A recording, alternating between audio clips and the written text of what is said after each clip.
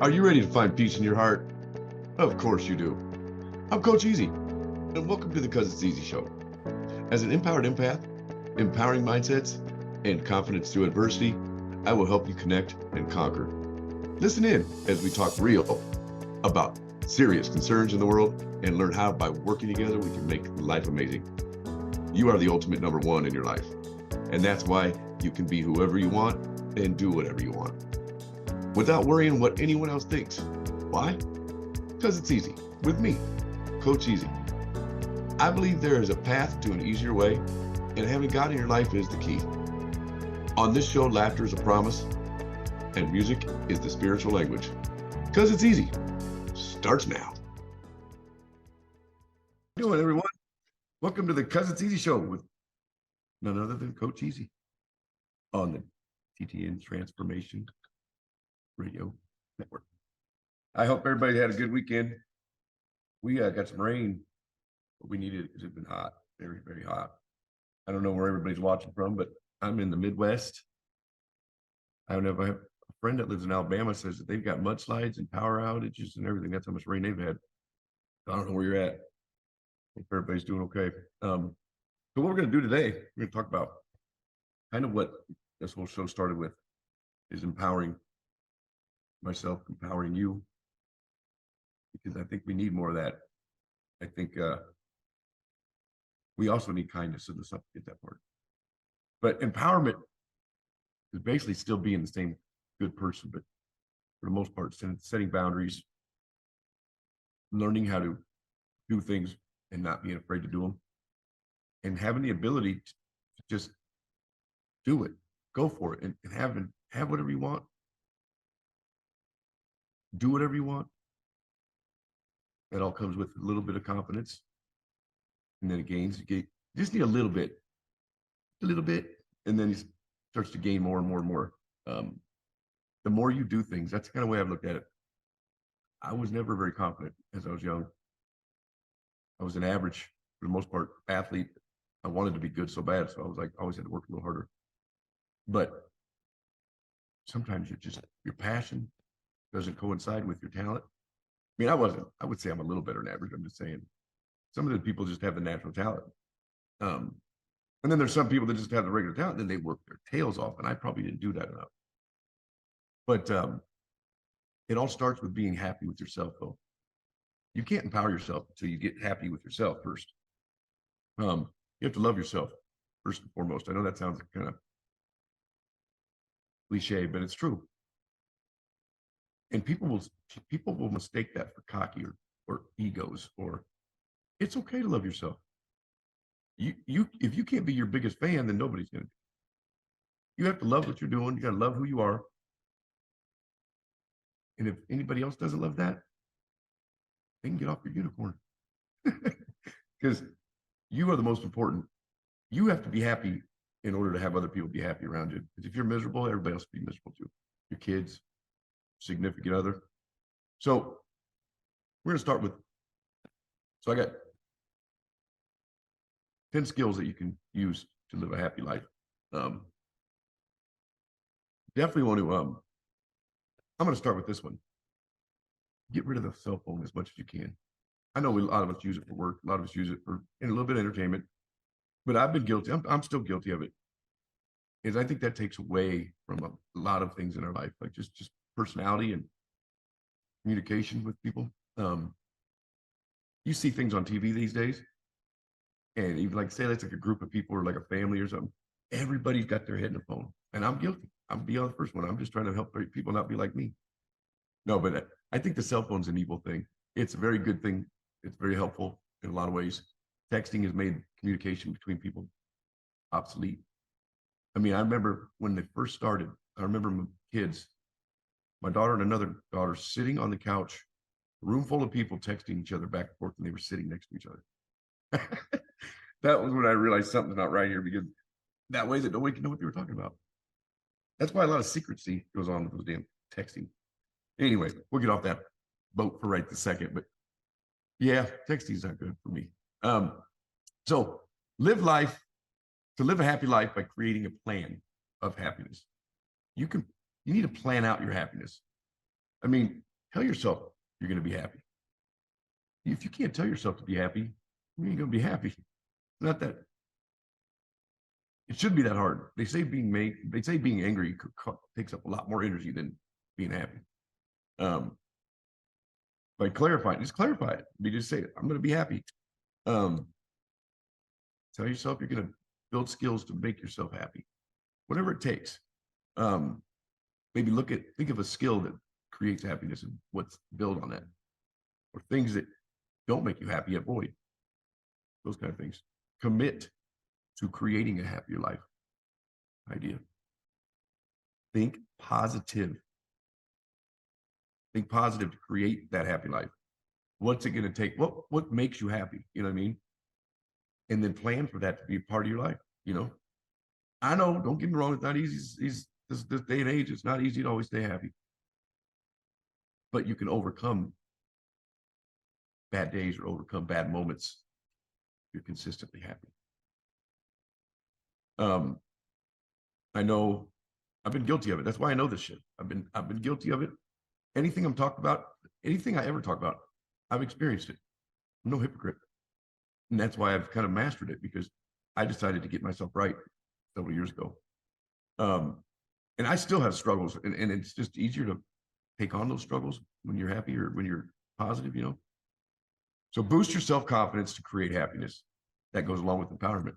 Being confident, being happy, is going to make you feel more passionate, more power, more confidence in what you're doing, and empowering yourself to do whatever you want and have whatever you want. Self-compassion, practice it. You have to. If you're somebody like me, because I do, I spend more time alone than I probably care to. You know, kids are grown, you know, unfortunately divorced, but you get to know yourself. COVID was a blessing for me, because that's when I really strengthened everything about me. Found out I was a pretty good person. I love myself. I'm a good person. Sometimes you don't know. You question yourself if you don't have anybody tell you, or anybody kind of let you know that you know about. And the best thing someone could do is spend a year. I mean, not every day by yourself, but spend a year away from all the people, all the different things. I mean, I know you can't avoid stuff like work and stuff like that and your kids, but I mean, avoiding all the drama in your life and avoiding any negative energy. You know what I mean? So create work life to be balanced, to have a happy life. Overworking yourself is a good recipe for being unhappy. I don't care how much money you make. There's not enough money in the world to make you feel better about yourself when you're overworked. You could be making tons of money and you still don't get a chance to even kind of rest or spend time with anybody or loved ones, you know, especially if you got kids. I was in the car business for a little while, and I didn't get into it until after my daughter was about 16 and she was done with sports, luckily, because you miss a lot of your kids' stuff in that business. I don't think it's worth it. We work to live, not live to work. That old cliche, that old saying.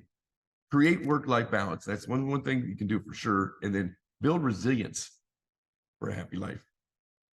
Sometimes life throws you curveballs. Sometimes they straight heaters right at you. Can't avoid them. But you take the hit. Not about getting knocked down. It's you get back up. I wish I had that right now in front of me. That Sylvester Stallone, his speech was awesome. About getting knocked down. It ain't about how many times you get knocked down. Do you ever stay down? You got to keep getting up. So getting around those obstacles, that's kind of one of the things I also coach, is overcoming obstacles or battling through adversities. I wrote a TED Talk. I think I've reminded people that before. I should read it one of these nights, but I haven't got a chance to just do it though. But I've had some many things that I've had to overcome. And, you know, I toot my horn. It's just a fact. I'm a better person for it.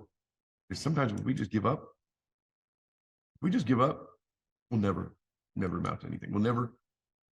We basically have given up on everything if we just quit. I've always said you can rest, don't quit.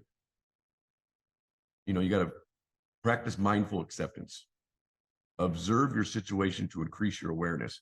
That's something I've noticed in this last 3 or 4 years. What I'm luckily I've got is awareness. I don't think anybody, a lot of people think about that. You always think of the normal things like, hearing, seeing, but awareness is such another broad part of that. Just being aware of your surroundings and aware of what's going on in the world and just the way it is.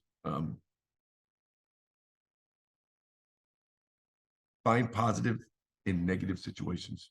Something I never used to do. Something I never used to do until my boss said to me one day, I was complaining, I think, about something. He goes, "Are you half glass empty guy?" I said, "Yeah, I probably am." I said, "I kind of think the worst and hope for the best." And he said, "That's such a effed up way to live." And I went, "You know what? He's right." And that was really kind of the moment I switched. And I just said, "I can't do this anymore." Because negative brings negative, right? Facts. Negative brings negative, most likely. And even staying positive sometimes isn't going to fix it right away, but it sure makes it a little bit easier. Create a collection of images or quotes that inspire you to live happy. Pictures of your kids, quotes that motivate you. I'm good for those. I like those. That's what I've always done. Understand the benefits of negative emotions. No, you don't want to do that. Beef up your coping skills. Well, that's something I also deal with. What I help you with is coping. You have to look at this thing. You're still here. You're still alive. You could have been through the worst things in your life. Sometimes, I mean, I can compete with anybody on that. And I when you just feel hopeless, you think that the world's done. You just assume be dead, right? You always will be back up. You always got it. You're always going to get back up. I can tell you that every single person you know that's still alive, they got through every single thing they had to go through. They're still here. Stop your negative thought cycles. Woo, am I guilty of that at times? I used to be. You can be guilty. I mean, I think it's pretty common for people to if you're constantly negative, you're going to have those all the time, and it's going to limit your positive stuff in your life. It really is. Be more mindful to create a happy life, right? That's an easy one there. And my daughter's gonna build healthy relationships for a happy life. If you're having marriage trouble or you're having children trouble, for sure the kids, nip that in the butt. No kids should ever make your day bad. I know that's easier said than done because I'm guilty. I'm one of the most easygoing fathers. And it got too late. I wasn't where I was at. I wasn't strong enough to be a stronger dad. And so I let her get away with a lot more, but she's always been a good kid. Luckily for me, her mom was pretty strict. That helped. But I was the easy one. But you can't have negatives in your life. If you got a kid that's constantly in trouble at school or constantly in trouble, whatever he's doing, it's hard to do, but you got to nip that in the ass. You got to snap him off. I know my parents did. I was an easier parent than mine. My parents, I got my ass beat all the time. So I think it was a better thing for me. But being a nip, I have troubles doing that. I spanked my kid once. It was hard. But I'm getting her butt when she screwed up. And then if you have a marriage trouble, if you need counseling, do it or talk it out. But you got to have good communication because you can't have that negative vibe in the home all the time. That's going to ruin you. Stay off your phone is one of the things I just pointed out. I've learned this too. Just being maybe going on a date here or there because I'm single. Like put your phone away. It's one of the most rude things you can do is have your phone out and even look at it on occasion when you're on a date. Unless you're waiting on something. You have a daughter's going to be calling you or something, and just tell them that, tell them, hey, I might have a call from my daughter, but if you're on the internet at all, count that date not to go well. And I'm guilty of this. Be careful how you use social media. Yeah, we won't even get into that, but I've had my downs. I mean, ups and downs with that. Social media can be great tool, but it can also be an evil thing. So yeah, avoid. It's no joke. If you can put the phone away for an hour or 2 a day at least. I mean, some people probably do. Maybe you do. But if you're on your phone or you have your phone in your hand all the time, that's a problem. That's an addiction, which I'm kind of there. So I'm just telling you what I know should be done. I'm trying to work at better things, like just like diet. I have trouble dieting. I like to eat, but I get on rolls where I do pretty good, and then I fall back. It's like one of those double-edged swords. It's terrible. People do that with smoking. They quit, start, quit. It's just habits are hard to break sometimes, and but they got to be broken. So the last one here, practice kindness. Be more kind. If you're kind, other people will be kind back. That's a fact. You got to be kind. We need more kindness in the world. And we're going to talk more about that kind of stuff when we get back. I'm going to tell you some things about empowering yourself on Because It's Easy show on the TTN Radio Network.